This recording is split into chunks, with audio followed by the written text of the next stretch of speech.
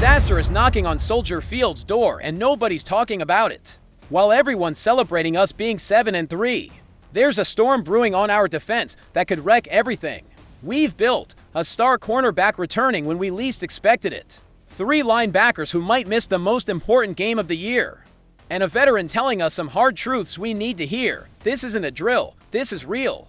And what happens this Sunday against the Steelers could define whether we're legitimate contenders or just another run-of-the-mill team. Stick around until the end because what's coming is brutal.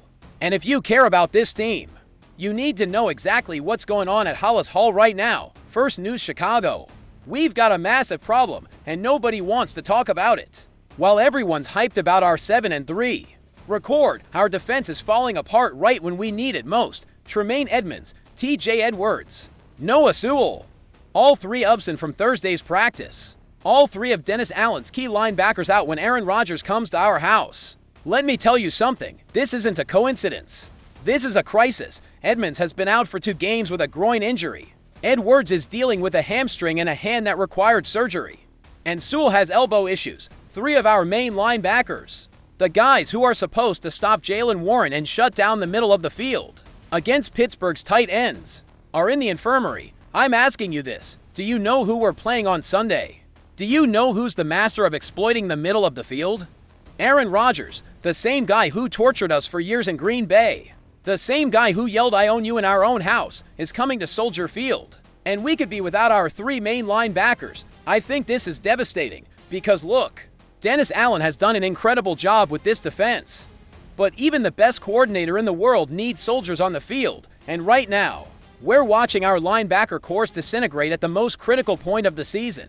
Here's what really worries me. The Steelers aren't dumb. They see these injury reports. They know that if Edmunds, Edwards, and Sewell can't play, we're going to have to put in guys who haven't had the reps, who don't know the system like the starters, and Rodgers, with all his experience, is going to attack that mercilessly. And you know what the Bears did this week? They signed Yalen Reeves-Maybin from the practice squad, a former All-Pro for the Lions on special teams. That tells you everything you need to know about how desperate the situation is. When you're signing guys from the practice squad days before a crucial divisional game, you're not in a good spot. I'm telling you this, if we lose this game because we couldn't stop the run game or because Rodgers tore us apart over the middle, and it turns out it was because our linebackers were injured, that's going to sting. It's going to sting because this was a game we could win. A game we needed to win to maintain our position in the division. Tremaine Edmunds is our lead linebacker, the guy who makes the defensive calls, the one who adjusts the protection. TJ Edwards is our most consistent tackler, the guy who cleans everything up in the middle. And Sewell, even though he's younger, has been a key piece in our rotation. Losing 1 is bad. Losing 2 is terrible, but losing all 3 is catastrophic. I'm asking you, how are we supposed to compete against a future Hall of Fame quarterback with practice squad linebackers? How are we going to keep our winning streak going when we have these kinds of health problems? At the worst possible time possible, I think we need a medical miracle before Sunday. We need at least one of these guys to be ready to play, because if not, we're going to see Rodgers doing exactly what he did for years in Green Bay.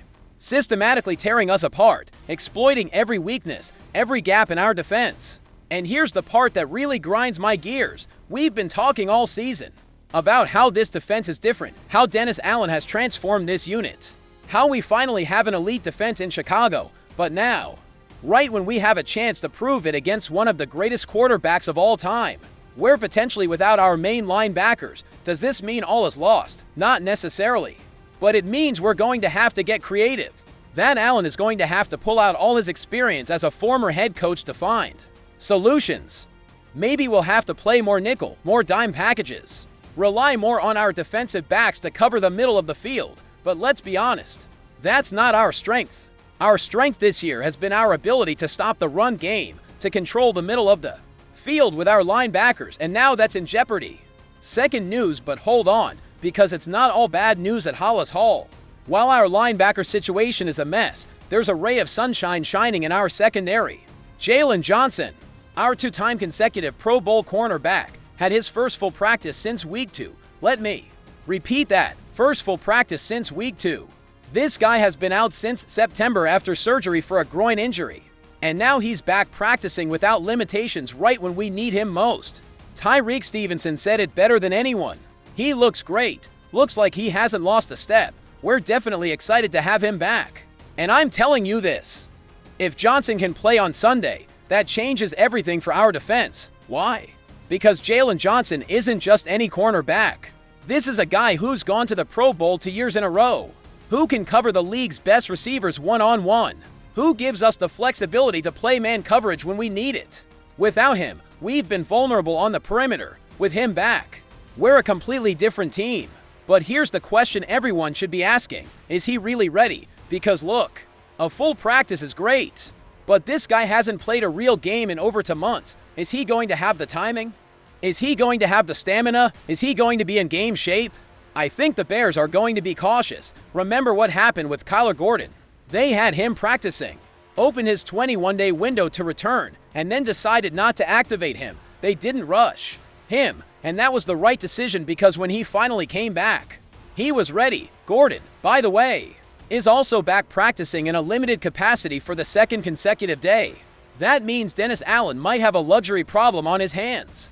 Too much talent in the secondary. I'm asking you, how do you handle that? How do you decide who plays when you have Johnson, Gordon, Stevenson, and all the other cornerbacks who have been playing well in his absence? Allen said it clearly, we'll figure it out.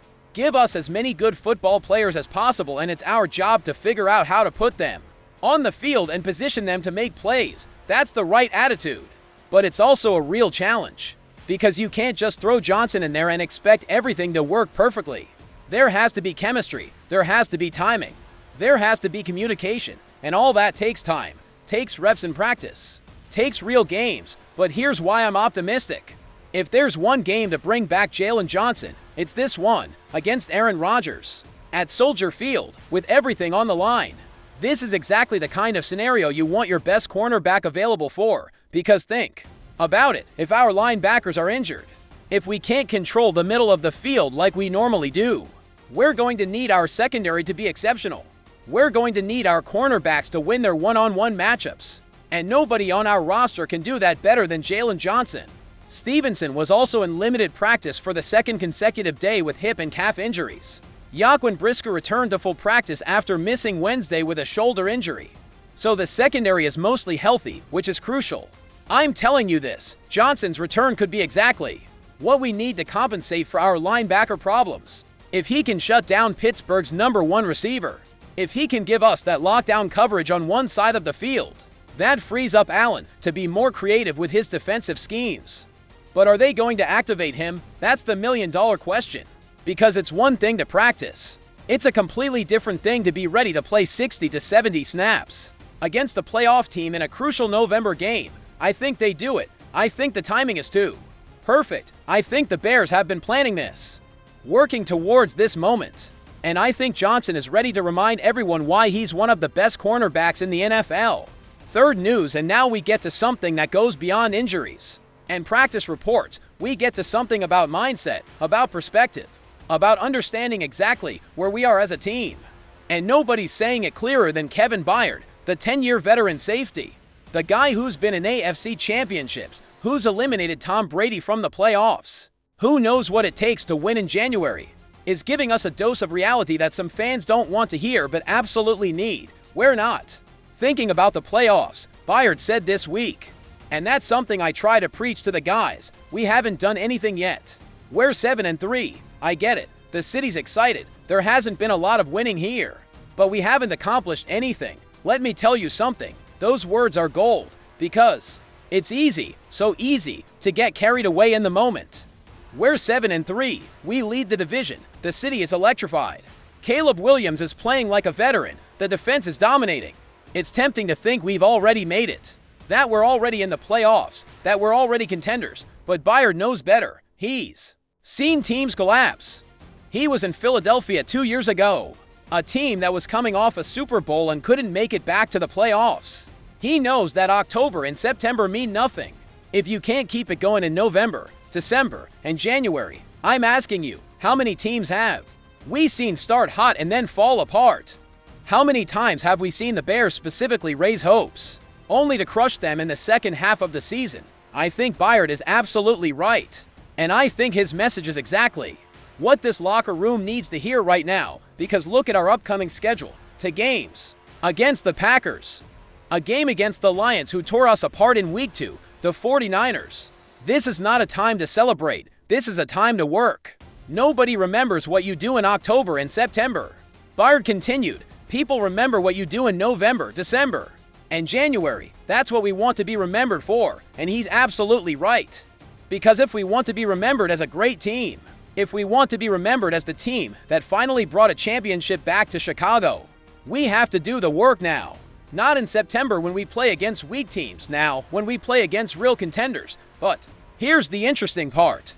While Bayard is giving us this dose of reality, there's another narrative developing. Aaron Rodgers, the guy who tortured us for years, who yelled "I own you," who celebrated victories in our face, now wants us to let the past be the past. I'd prefer not to be the villain. Rodgers said this week.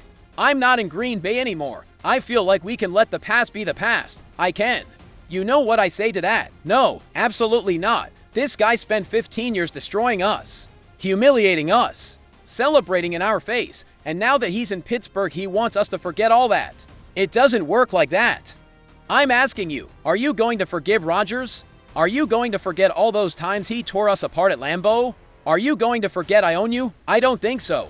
I think this Sunday is about revenge. It's about showing him that Chicago doesn't forget, that Chicago doesn't forgive, and here's the connection between these two narratives.